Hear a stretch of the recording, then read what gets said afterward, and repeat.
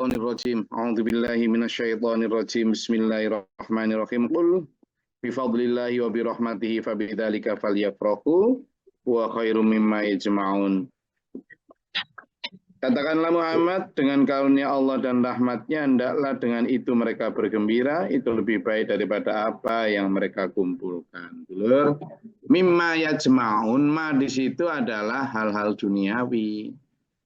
Ya, hal-hal duniawi. Jadi kadang kita itu salah di dalam mematok kriteria. Salah di dalam menentukan standar atau bahkan fokus apa yang akan dicapai. Itu kadang kita yang kemudian salah juga di dalam mendrive atau mengatur, mengarahkan hidup kita. Itu yang sering membuat kita kemudian ya enggak tulus, enggak fokus pada pengabdian kepada Allah.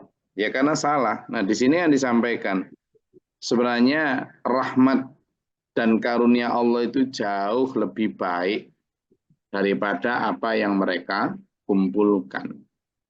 Gitu. Jadi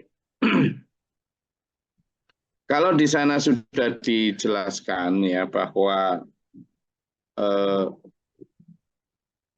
apa yang mereka kumpulkan itu kan mulai dari harta, tahta atau kekuasaan, strata atau status sosial, semuanya memang mengarah kepada kebanggaan-kebanggaan yang sudah disetting secara duniawi oleh para kapitalis, para materialis, yang memang standarnya ke sana. Tapi Allah selalu mengingatkan kita itu.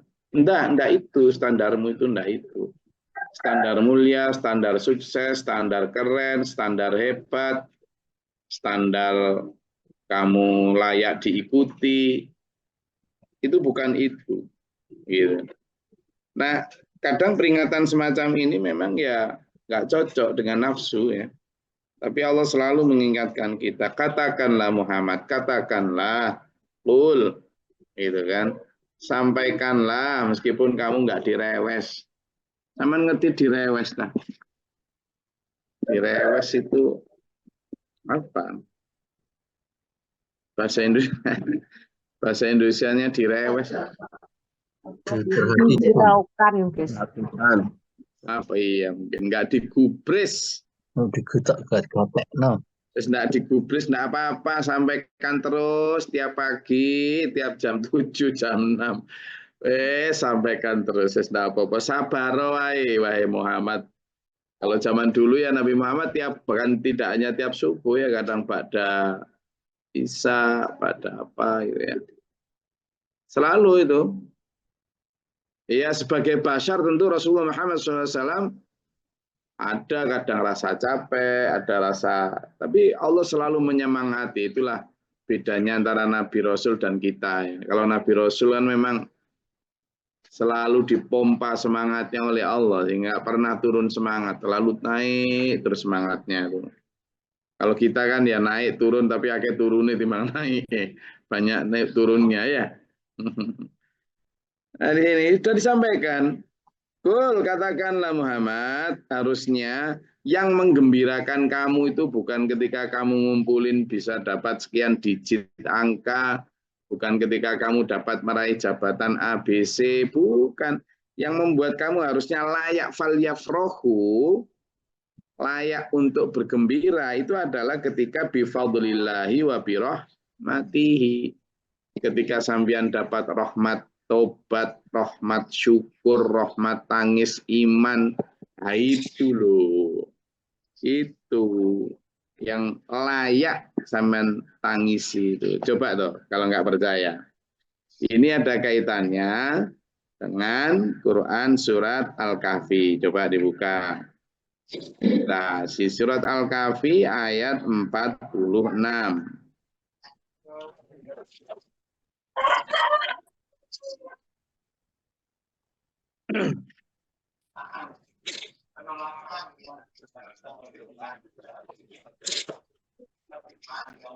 Sudah ketemu Al-Kahfi ayat 46. Izin Gus.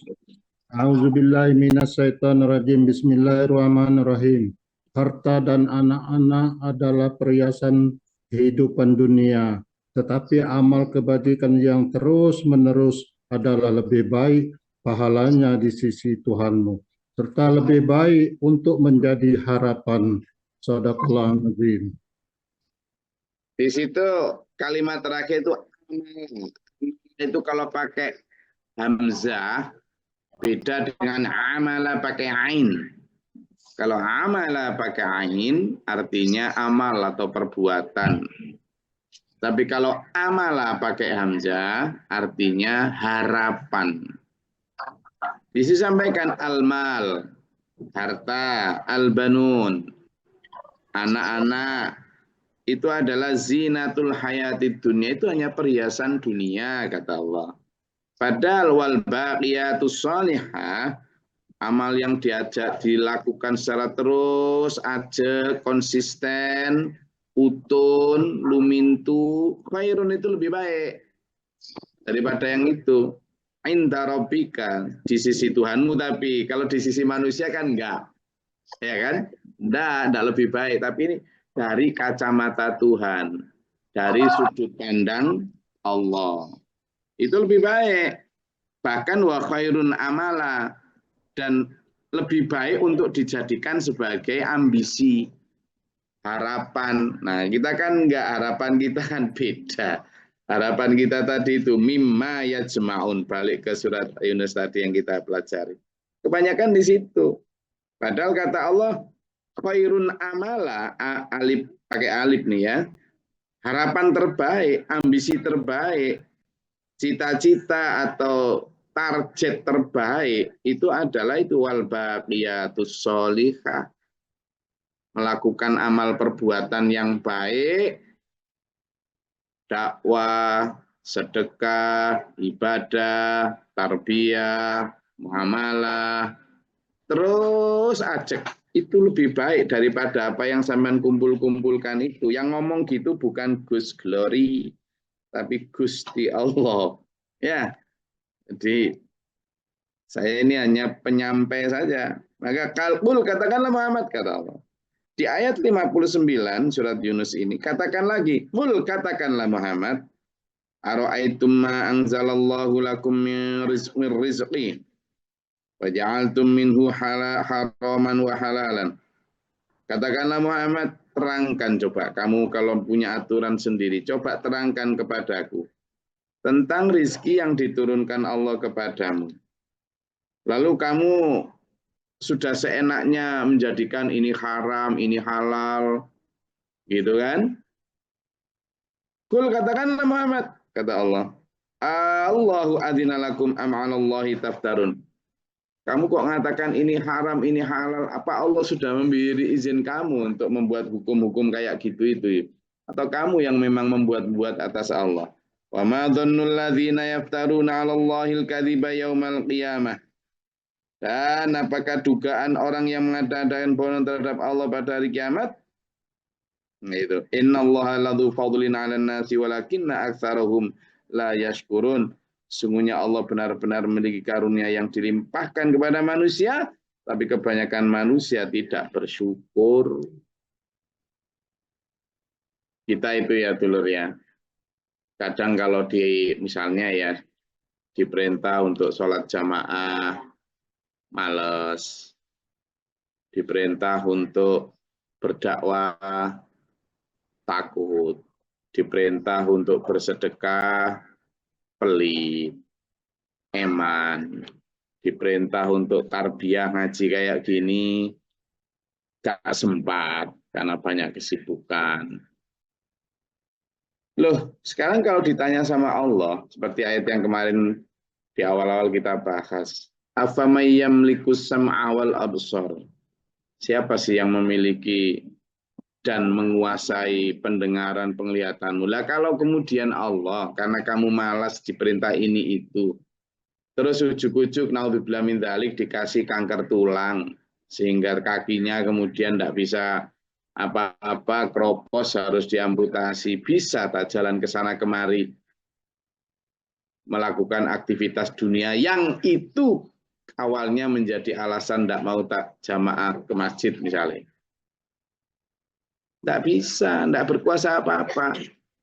Alhamdulillah. Bisa tak kalau misalnya tiba-tiba otak yang kita banggakan kecerdasan sehingga bisa menganalisa bisnis dan sebagainya, ini tiba-tiba ada susupan kanker otak gitu. Sehingga harus operasi otak, bisa apa? Bisnis apa yang bisa saya menjalankan dengan kanker otak? Tidak bisa. Artinya kita itu kadang lupa dengan ini, la yashkurun tadi. Lupa bersyukur padahal semua tadi ladu fadlin ala nas. Allah yang memiliki fadilah atas manusia itu. Tapi kebanyakan manusia lupa bersyukur, tidak hanya lupa bersyukur, tapi bahkan lupa untuk apa kita dikasih karunia Allah itu. Dikasih karunia kaki sehat ya untuk melangkah kepada kebaikan. Dikasih lidah bisa bicara tidak bisu ya untuk menyebut asma-asma Allah, qul khairan auliyasmut, katakan halal baik, kalau tidak mampu ya diem. Itu arahnya. Kamu dikasih harta, ya dipakai untuk kebutuhan pribadimu dan keluargamu secukupnya, standar sederhana ala Rasulullah. Selebihnya, yaitu untuk agama bangsa dan sesama. Pasti gampang gitu lah aturan Allah itu. Kalau kita mau. Tapi kan seringkali kita kemudian mengatur seolah-olah itu tadi sama disindir Allah.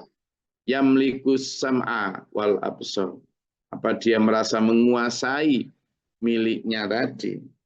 Itu. Padahal ya tidak pernah buat sendiri telinganya, tidak pernah bisa menumbuhkan tanaman kecuali ada air dari Allah dan seterusnya.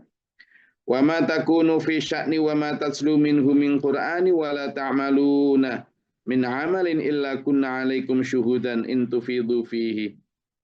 Dan tidaklah engkau Muhammad berada satu urusan, tidak bisa membaca satu ayat Quran, serta tidak pula kamu bisa melakukan suatu pekerjaan, melainkan kami, kata Allah, menjadi saksi atasmu ketika kamu melakukannya. Kamu tidak bisa Muhammad melakukan ini, itu, membaca Quran, ini, itu, kecuali kami memang mengawasi semua itu. Wa ma ya'zubu 'an rabbika min mithqali dzarratin fil ardi wala fis sama'. Dan kamu ini kepada Nabi Muhammad, tidak ada sedikit pun pengetahuan Tuhanmu biar sebesar darah baik di bumi maupun di langit yang lengah dari pengetahuan, nggak bisa.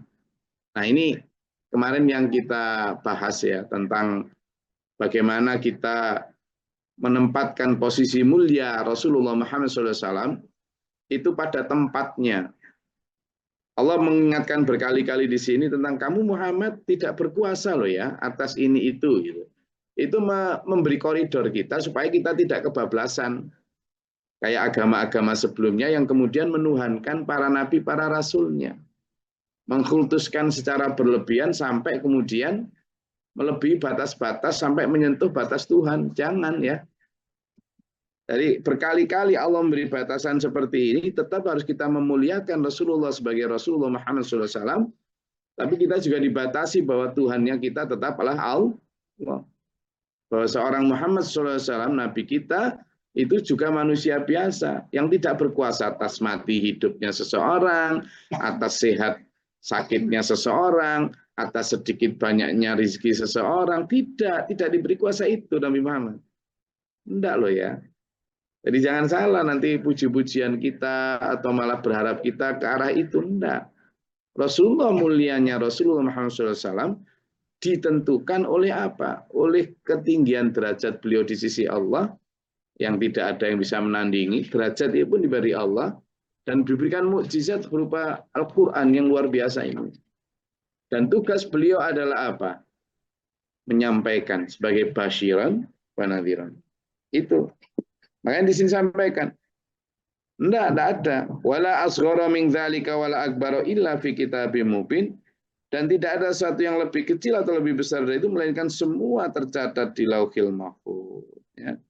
semua langkah kehidupan, amal perbuatan, pekerjaan, semuanya tercatat di dalam Lauhil Mahfuz fi kitabim mubin. Nah itu, ya. Nah dari situ dulur kita bisa berharap banyak terhadap apa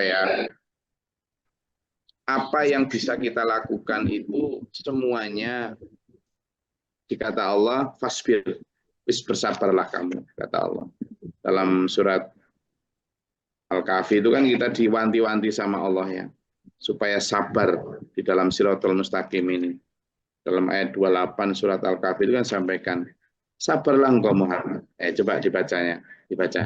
Surat Al-Kahfi ayat 28. Ketemu monggo?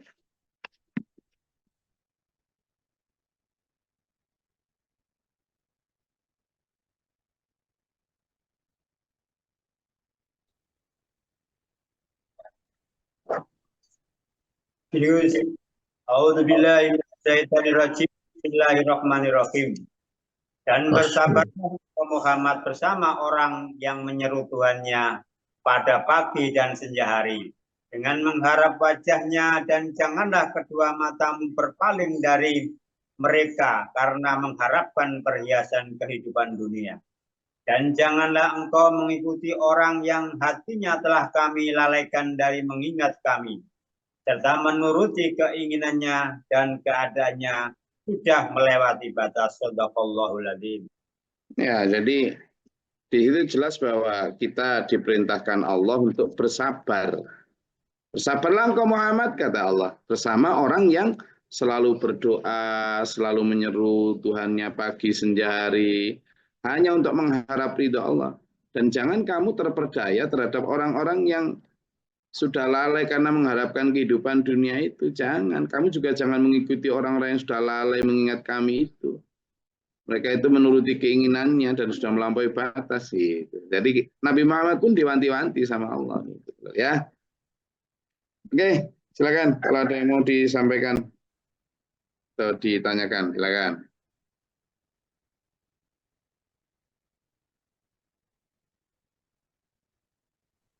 Assalamualaikum warahmatullahi wabarakatuh. Ya, masih mungkin akan nyambung dengan ayat ini. Allah, gini Gus ya, kan zaman sekarang ya di sekitaran kita, apakah saudara, keluarga dan lain-lainnya, kan banyak kasus-kasus yang terjadi saat ini Gus ya, yang mana anak memperkarakan orang tua memperkarakan anak, yang berkaitan dengan harta dan lain-lain ya. Bahkan mungkin ada muncul dendam anak terhadap orang tua, begitupun sebaliknya. Nah, itu penyebabnya itu apakah karena kita sebagai orang tua salah dalam tidak mampu mendidik anak menanamkan akidah kah, atau karena tipisnya iman antara anak dan orang tua Gus, jauh dari hidayah? Yang pertama. Yang kedua, ingin saya tanyakan, kalau sampai terjadi suatu Bentar, yang pertama gimana? Gini, adanya banyak kasus-kasus yang terjadi saat ini, anak memperkarakan orang tua memperkarakan anak, ya dalam masalah harta dan lain sebagainya. Itu apakah karena kesalahan kita sebagai orang tua mendidik anak tidak mampu menanamkan akidah, atau karena tipisnya tipisnya iman atau jauh dari hidayah? Itu yang pertama Gus. Yang kedua, kalau sampai terjadi sesuatu kekerasan Gus, antara anak dan orang tua sampai anak menampar orang tua, itu apakah tetap dikatakan durhaka, meskipun permasalahan itu adalah letaknya kesalahan itu ada di orang tua? Itu apa yang kedua saya tanyakan Gus. Termasuk juga dendam yang begitu kesumat terjadi pada anak terhadap tua karena kasus orang tua yang mengabaikan, tidak mengindahkan, mengusir anak, tidak menganggap dia sebagai anak. Nah itu, terima kasih penjelasannya Gus. Mohon penjelasannya ini ya Gus. Ya. Waalaikumsalam. Ya, jadi yang pertama tadi tentang apakah itu kesalahan orang tua ataukah kesalahan anak. Memang dua-duanya ini, dua hal ini memang ya berkaitan ya. Saya rasa kasuistik ya, artinya kasus per kasus beda. Ada juga yang dendam anak kepada orang tua itu ya dikarenakan memang standarnya kebenaran, kebaikan yang menjadikan diskursus atau perbedaan pendapat antara ortu dan anak itu menjadi beda. Orang tua misalnya menganggap kayak gini nih nggak boleh, tapi buat anak ini boleh. Atau sebaliknya,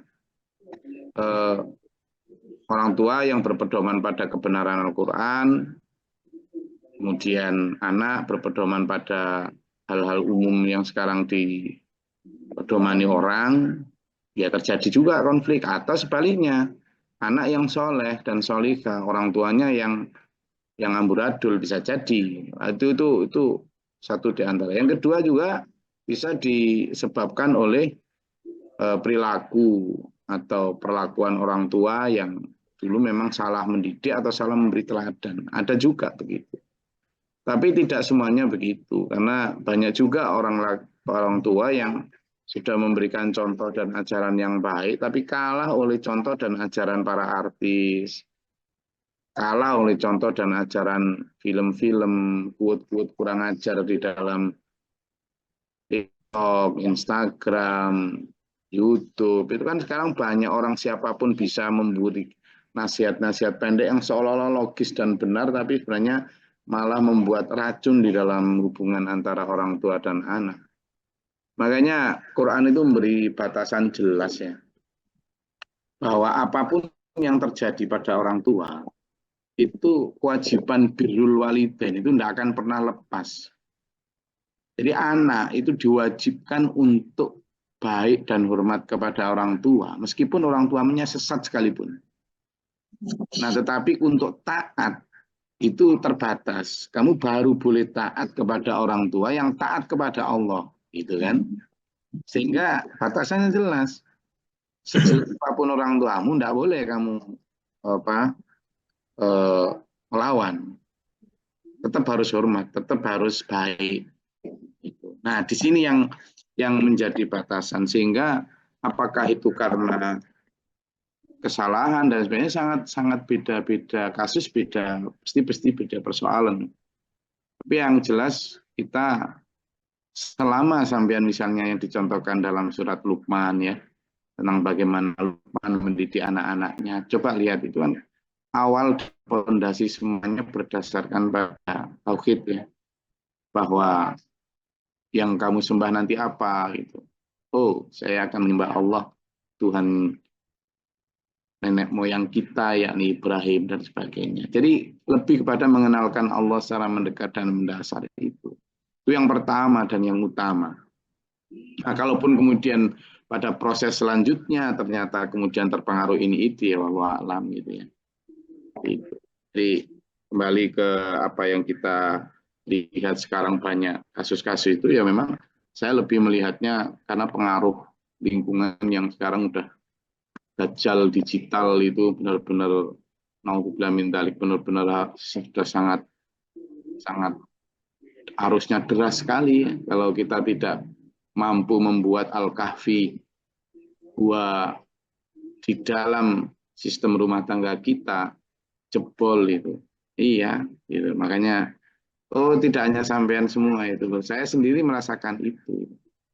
Serangan dajjal digital yang mempengaruhi otak dan pemikiran anak-anak kita itu, kalau nggak benar-benar kita minta pertolongan Allah, tidak hanya sampean, semua ini semua dialami oleh semua orang. Saya pun mengalaminya gitu. Jadi harus benar-benar ekstra effort kita untuk berdoa kepada Allah, menjaga, gitulah. Caranya pun udah tidak bisa kayak dulu, misalnya cara dulu anak kecil gitu dipukul pakai sapu lidi gitu, tidak ada itu dendam kepada orang tua. Ya meskipun saat itu marah apa, tapi nggak ada dendam, tetap sayang. Sekarang itu beda. Psikologisnya anak itu udah, psikologi kepengaruh dajjal itu udah aneh-aneh aja pikirannya itu. Nggak ada. Nah, makanya kita juga harus merubah pola asuh dan cara kita mendidik anak, memang harus beda. Harus banyak berdoa kepada Allah dengan cara yang tidak kekerasan. Itu. Kalau nggak kayak itu, ya, saya rasa itu. Monggo, ada yang lain? Jin Gus. Ya, Pak Bagro. Assalamualaikum warahmatullahi wabarakatuh. Salam. Mungkin agak nyimpang sedikit. Ya. Pertanyaan saya pendek saja. Bolehkah kita menjadi saksi nikah pasangan pengantin yang kita tidak tahu bin atau bintinya, Gus? Assalamualaikum warahmatullahi wabarakatuh. Waalaikumsalam warahmatullahi wabarakatuh. Jadi pernikahan itu yang harus tahu binnya atau bintinya itu yang perempuan ya. Terutama harus tahu. Kenapa? Karena syarat rukun menikah itu satu diantaranya adalah apa? Wali. Wali terutama untuk perempuan. Jadi kalau si perempuan ini tidak diketahui siapa bintinya, ada beberapa cara.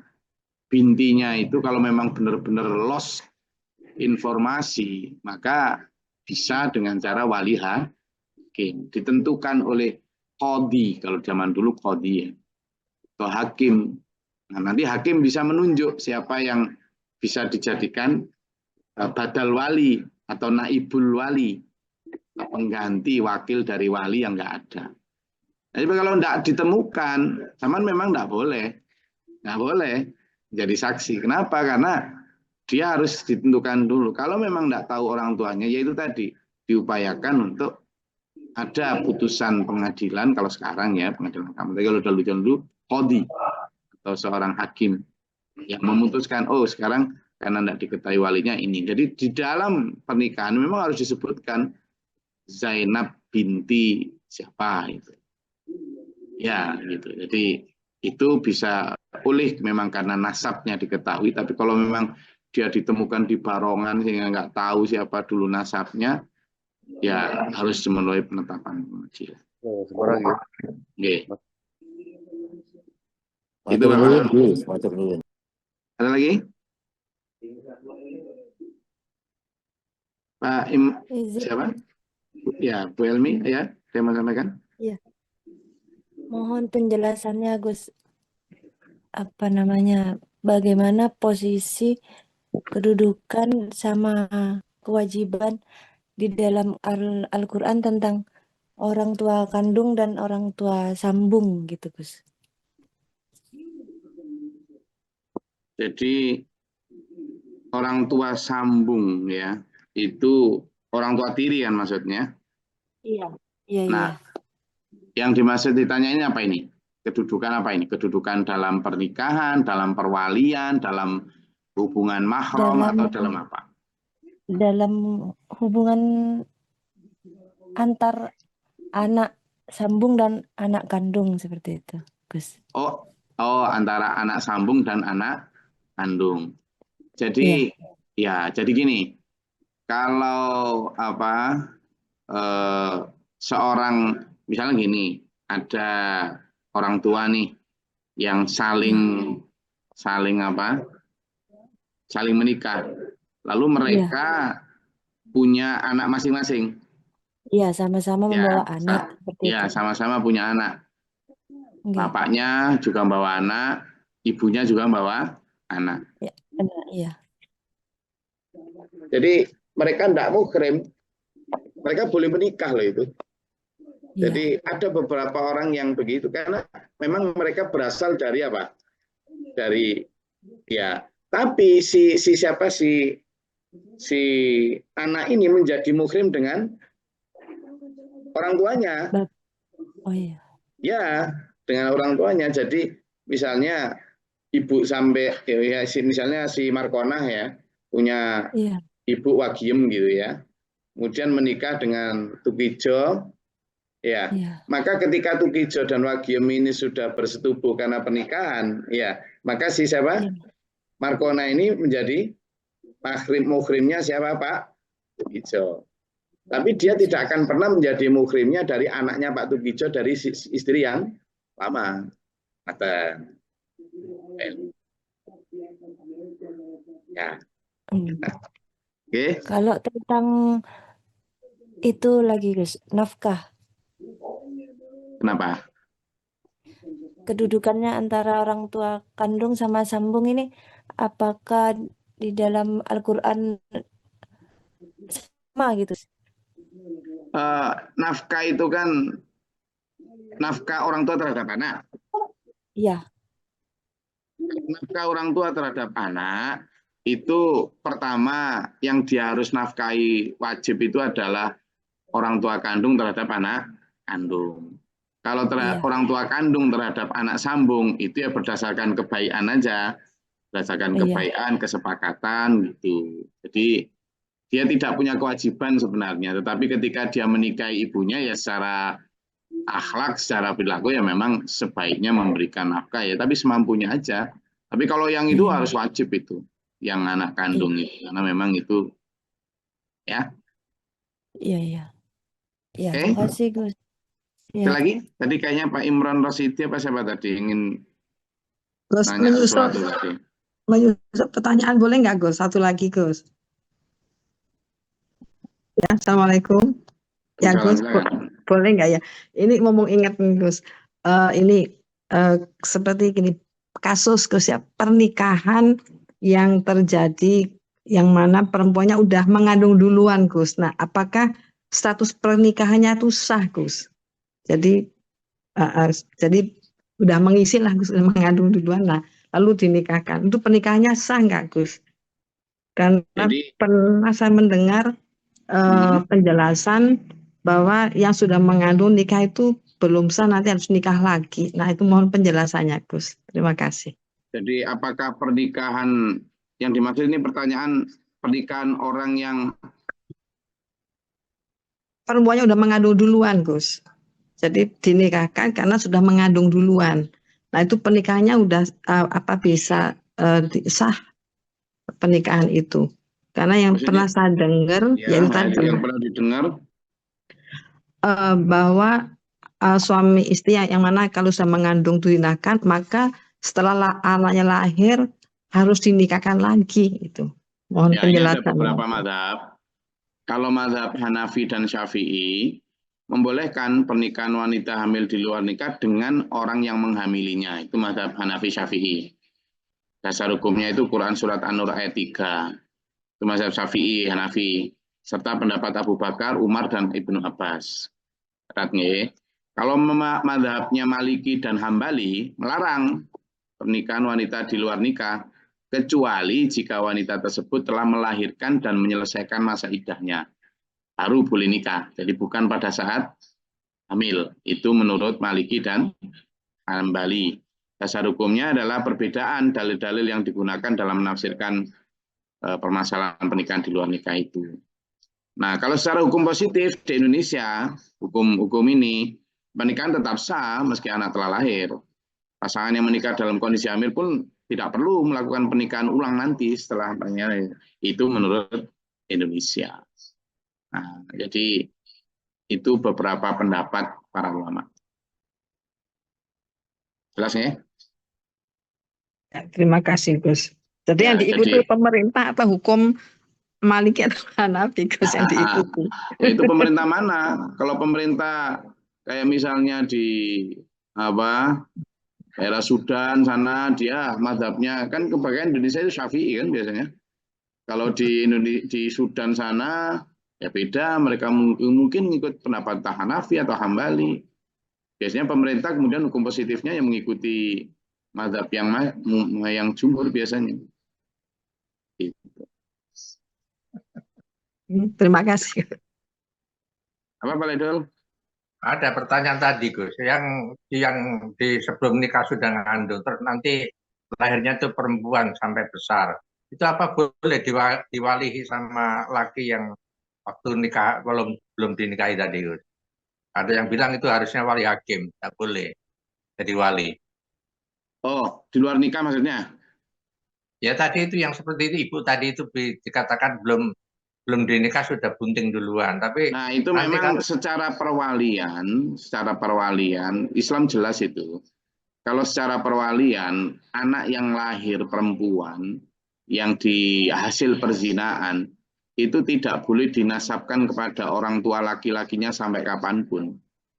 Dan orang tua laki-lakinya orang tua bukan yang meskipun secara gen itu dari itu, dia tidak boleh menjadi wali. Itu hukumnya jelas itu. Oke. Oke ya. Saya rasa itu ya kajian kita pada pagi hari ini.